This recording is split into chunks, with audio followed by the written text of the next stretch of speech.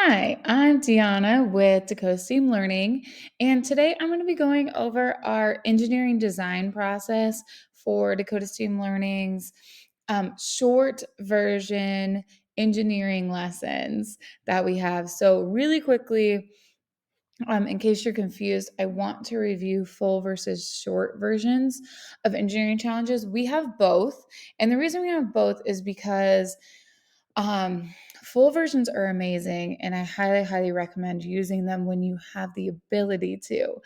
But they're just not always realistic for the situation and for what you're trying to emphasize with the project.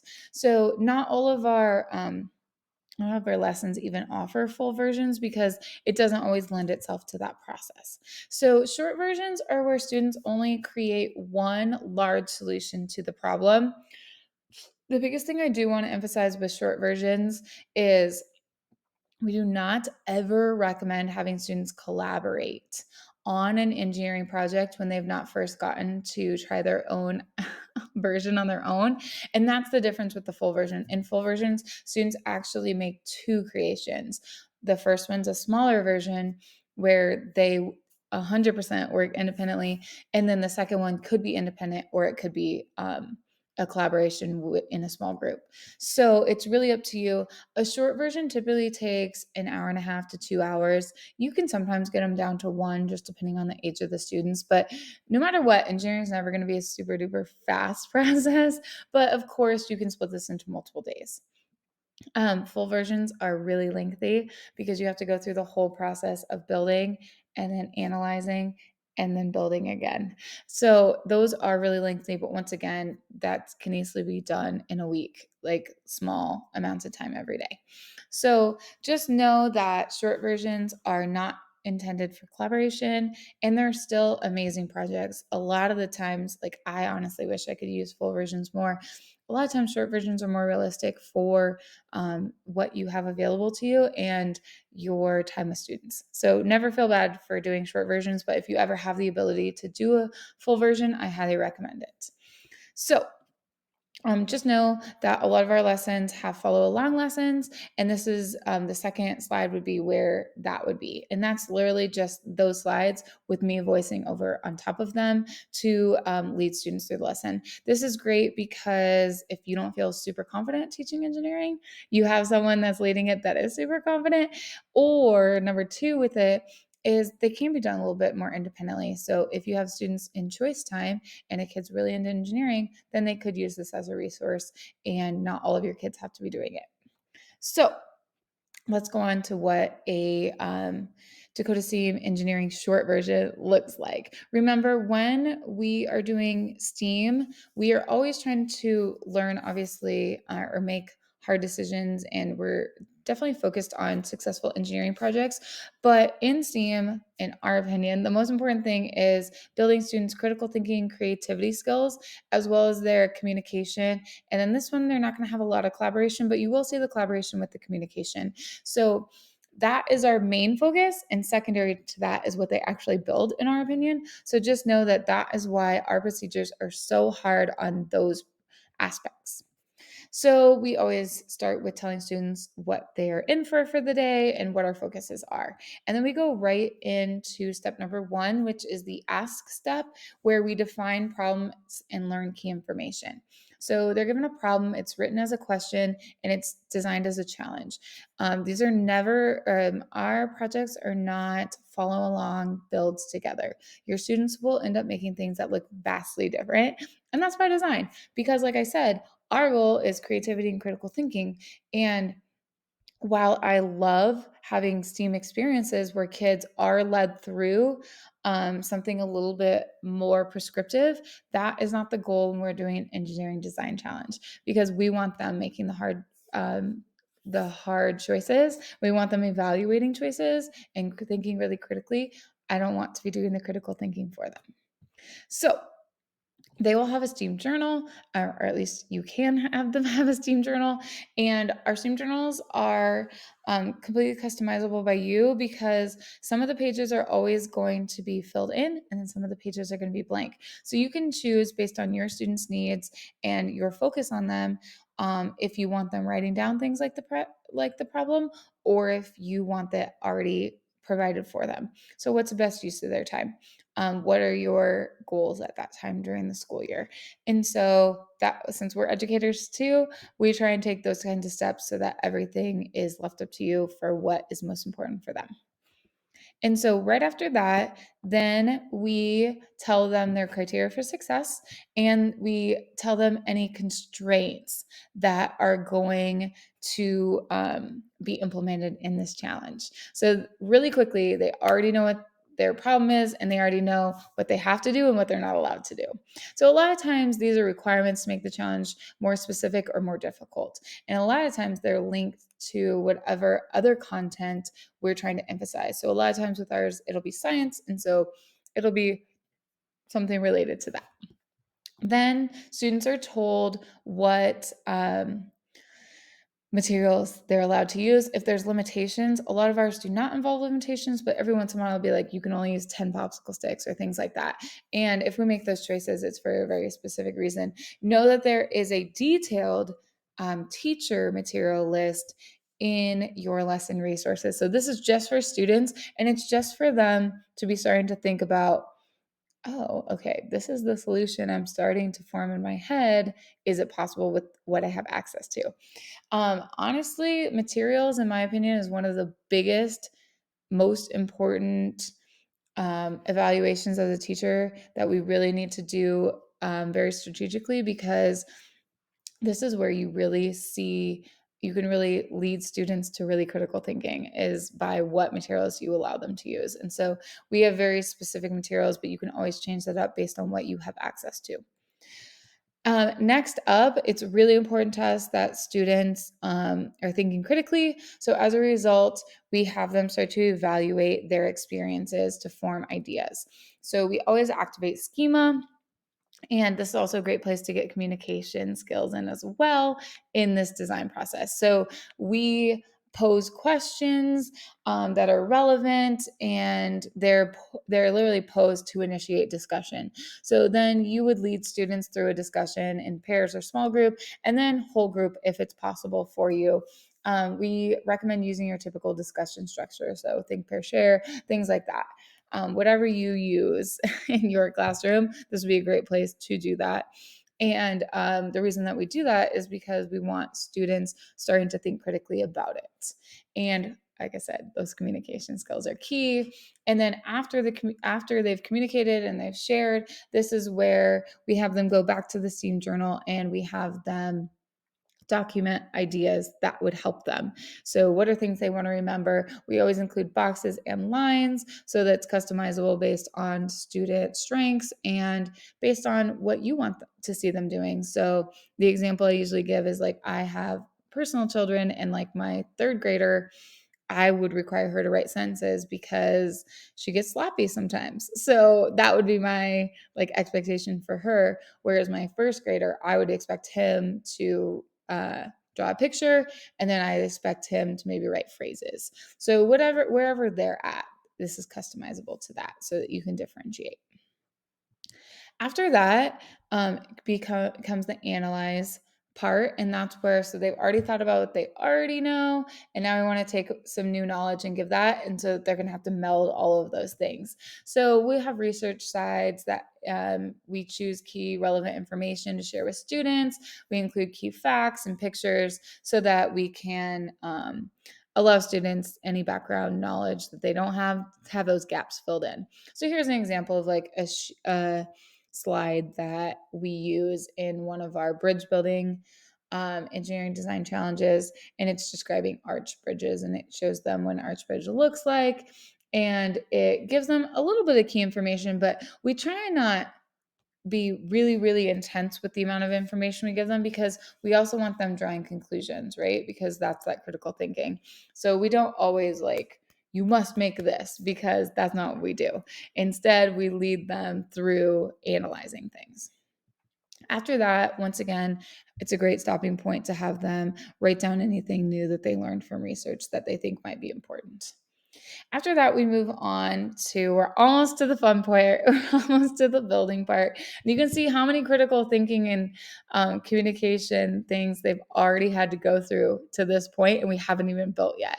And that's why we do this the way that we do it. So now it's time to plan. They need to make their idea. I am super passionate about diagramming. Diagramming to me is really, really important because it is a way for students to have to critically think about material properties, which is such a key part of this.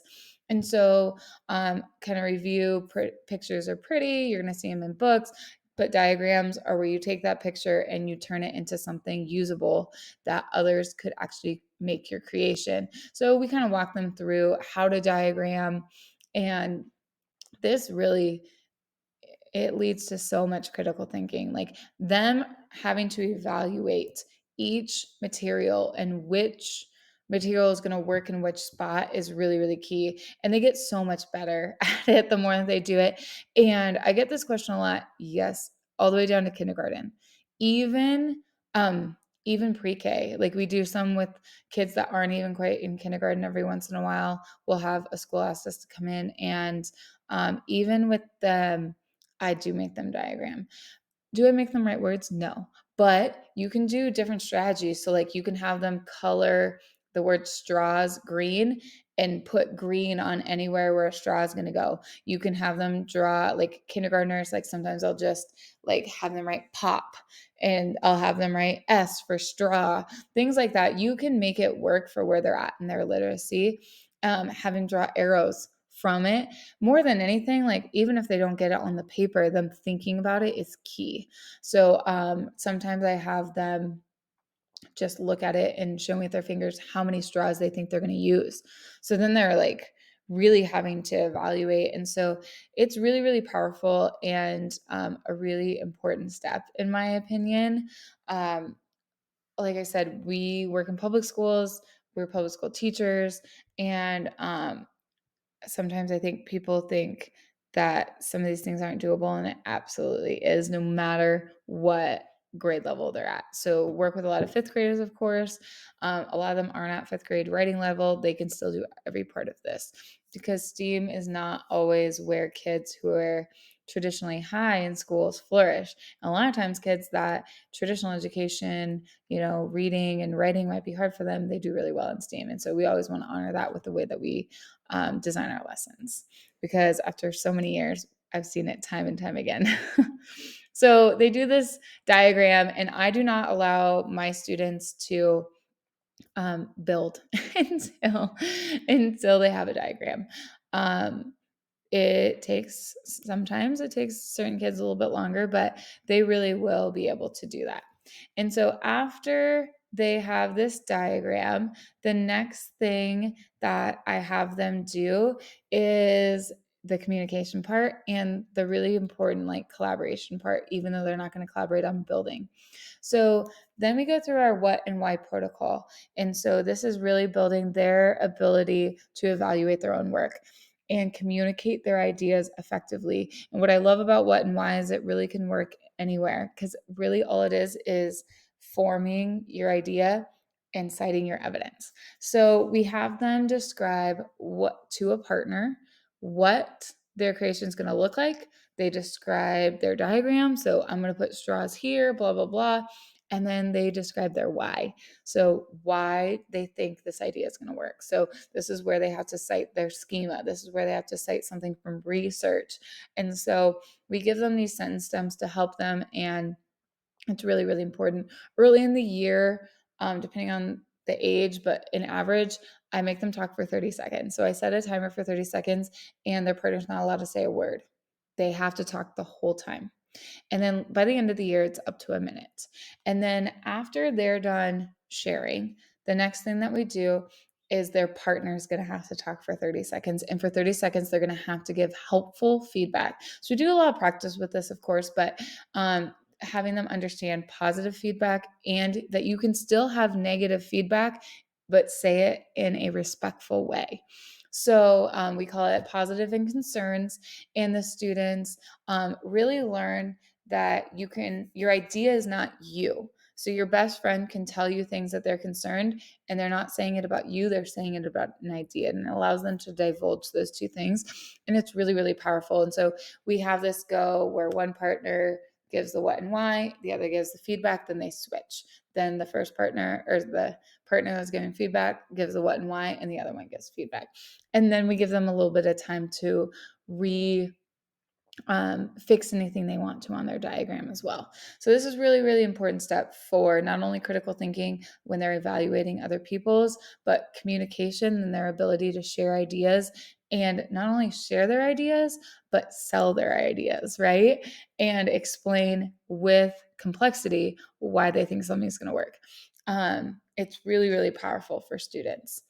After that, this is where we're going to move on to the create portion of this. So at this point, they're going to actually make theirs. They have a diagram that they think is going to work, that a partner is giving them feedback on, and we're going to move to create.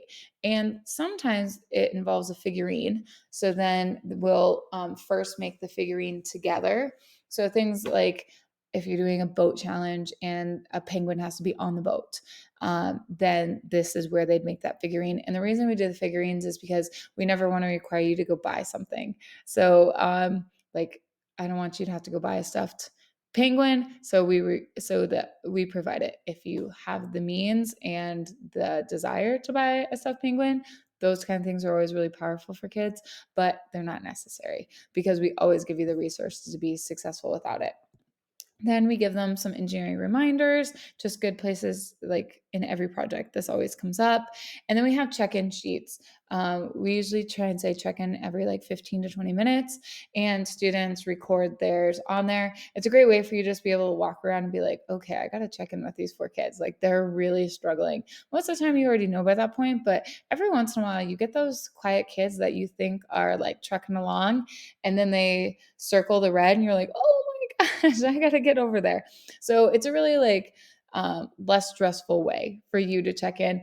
Then we like to do like another 15 minutes and do a second check-in during like between, obviously we're helping students and everything, do that second check-in. And then at this point, students are usually starting to like, oh, I'm getting towards the end of my project.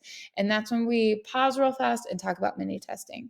So mini testing is a way to identify failure points, things that they're concerned aren't going to work. We can test them in a smaller test so that we don't ruin our whole project. And then it's like 12 minutes before the end of class or the end of this project, and you've got kids in tears because theirs just broke. So mini tests are a great way to identify things that need to be changed. So we always give some examples of what you should be checking yours for and making sure. And so it's just a good way, like those last 15 to 20 minutes of building, having this up for students to see like, oh, I need to be checking this. Okay, this is working. Oh, I need to make this change. And that's where all those reflections come in. And that's so much critical thinking. So they've got a little spot on their journal where they can start to critically think about what changes they need to make.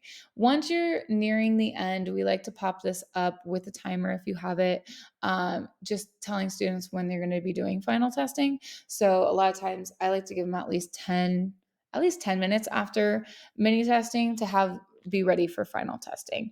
And our final testing comes with this slide so that you can walk through the testing. And in just a second, I'm going to talk to you about our tips and tricks for each lesson. And I will kind of get into how we help you with the testing more.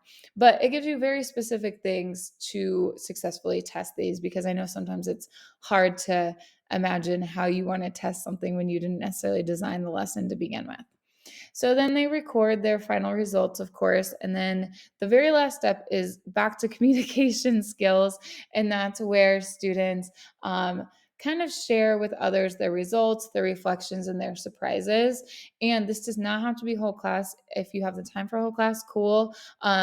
If you have the time to integrate technology into this and you want them to do some sort of like 10-second video, cool. Like awesome.